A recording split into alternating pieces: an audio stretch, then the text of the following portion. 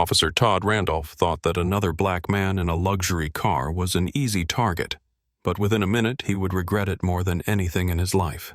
What happened next would shock even the most seasoned officers. But let's start from the very beginning. The wide highway was illuminated by flashes of lightning, signaling an approaching storm. James Miller, 58 years old, a tall black man with graying temples, was driving his black Cadillac Escalade, heading home after a long day at work. Dressed in a sharp, dark blue suit, he exuded quiet authority.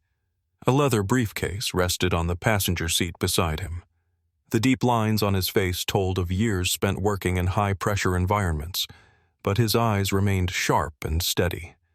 The ride was smooth until the red and blue lights flared up behind him. A siren pierced the night, and James exhaled, reluctantly signaling before pulling over.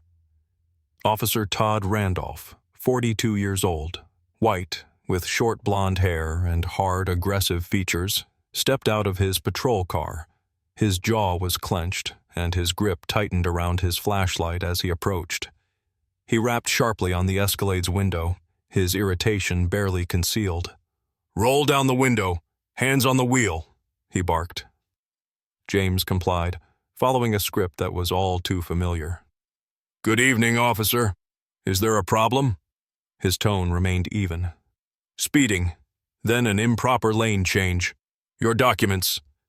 Todd extended his hand, offering no chance for explanation. James moved slowly, reaching for his wallet with deliberate caution, sensing the tension thickening in the air. Todd leaned in closer, his eyes flashing with something cold and dangerous. "You nervous, sir? Got any illegal substances or weapons in the car?" James raised an eyebrow. "No, officer. I'm just heading home from work." Todd smirked, tilting his head. "Uh-huh. And what kind of business are you in?" Deep inside, James felt that old, familiar anger stirring. But he knew, arguing with a cop like this was a dangerous game. "I'm a federal officer. I haven't broken any laws." The words struck like a match. Todd's eyes narrowed. "Step out of the vehicle. Now!"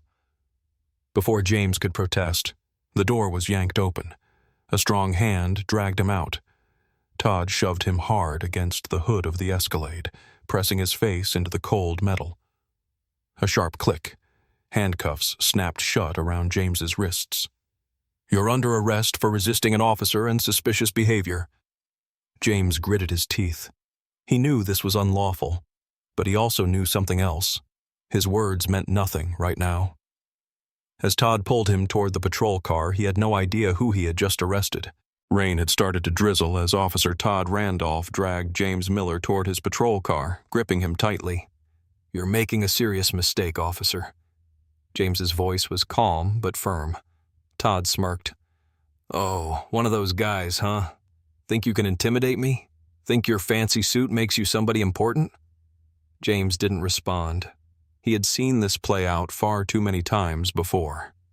Todd shoved him into the back seat and slammed the door shut with a loud click. Sliding into the driver's seat, he grabbed his radio. "Run a check on the detainee. James Miller, 58 years old." A few seconds passed. Then the dispatcher's voice came through, sharp, tense. "Repeat the name, Officer Randolph." Todd rolled his eyes. "James Miller. I repeat, James Miller." Silence. Then the dispatcher's voice returned, but this time there was fear in it. "Officer, release him immediately. That's an order." Todd frowned. "What?" "He resisted an officer. I'm bringing him in." The dispatcher's voice turned frantic. "God damn it, Todd, let him go! You just arrested the director of the FBI!" Todd's face turned ghostly white. What?" His throat was dry, his hands suddenly clammy. The radio crackled. "James Miller is the sitting director of the Federal Bureau of Investigation. Do you have any idea what you've done?" Todd turned slowly, his heart hammering against his ribs. In the back seat, James Miller sat calmly, watching him with cold amusement. Now, officer, James said smoothly, are you ready to listen to me? Todd's mind spiraled, grasping for a way out. A cold sweat broke across his skin. Mr. Miller, sir, I didn't know. James's expression didn't change. You didn't know? His voice carried no warmth. And if I wasn't the FBI director? What would you have done then? Framed me? Planted evidence? Beaten me like you do the others? Todd gasped for breath. I was just doing my job. No. James cut him off, his voice as sharp as a blade. You were abusing your power, and now you'll answer for it. At that moment, another patrol car skidded to a stop beside them. Captain Raymond Carter, Todd's commanding officer, jumped out. His dark-skinned face had gone almost gray with fear. Mr. Miller, sir? He rushed to the car, fumbling to open the door. I deeply apologize for this misunderstanding. James didn't move. A misunderstanding? His voice was dangerously calm. Or a systemic problem. What do you think, Captain? Carter swallowed hard. Sir, I fully understand the gravity of the situation. We'll correct this immediately.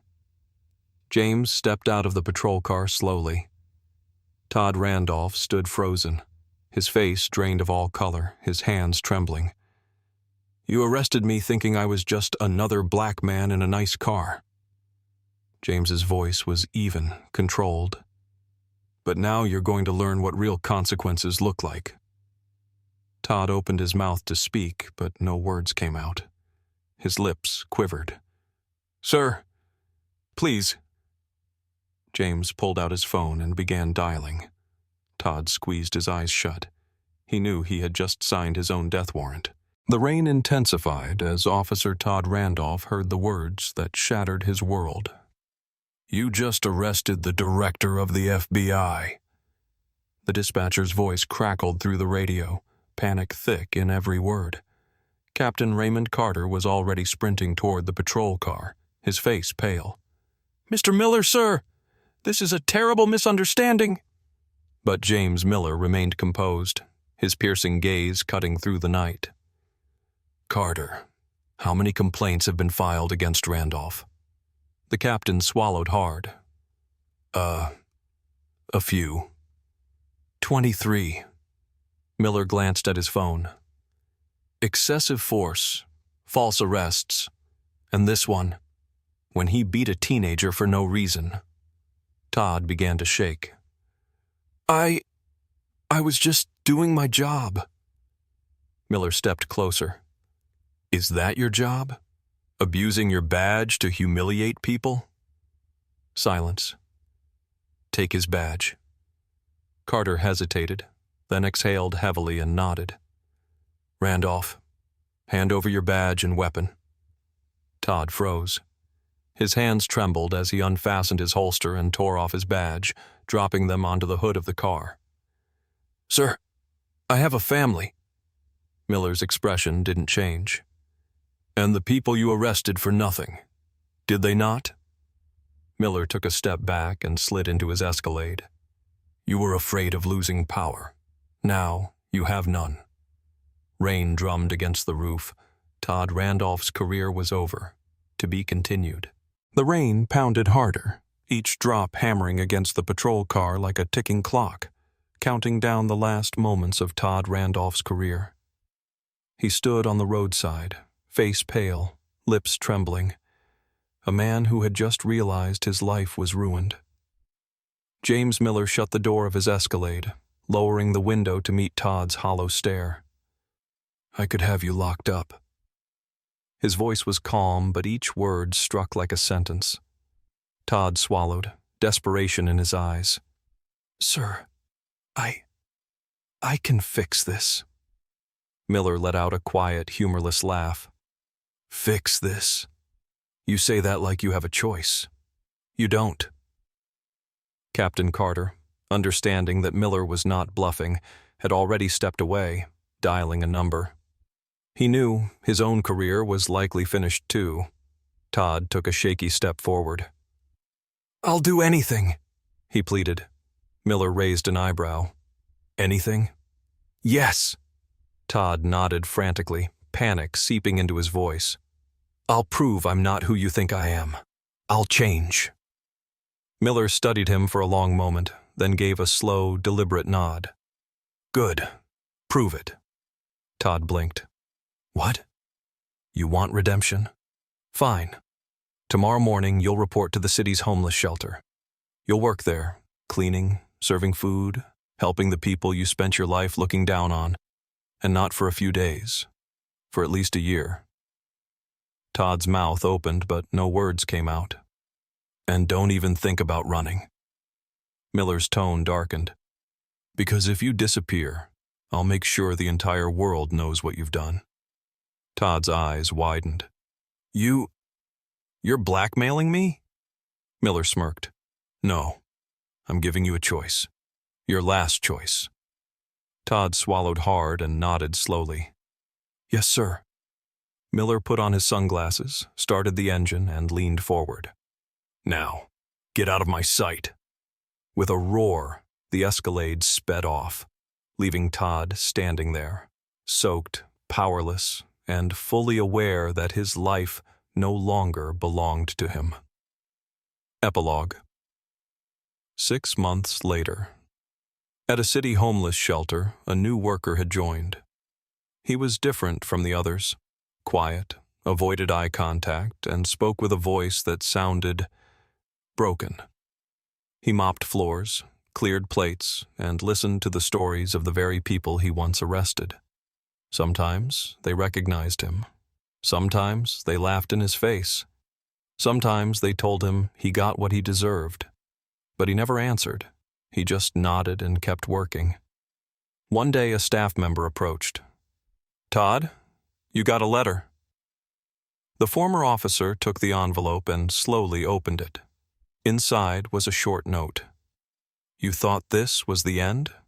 No, this is just the beginning. You chose this path. Now you will walk it. James Miller." Todd clenched the letter in his hands. He didn't know if he could ever truly atone, but for the first time he understood what it meant to be on the other side.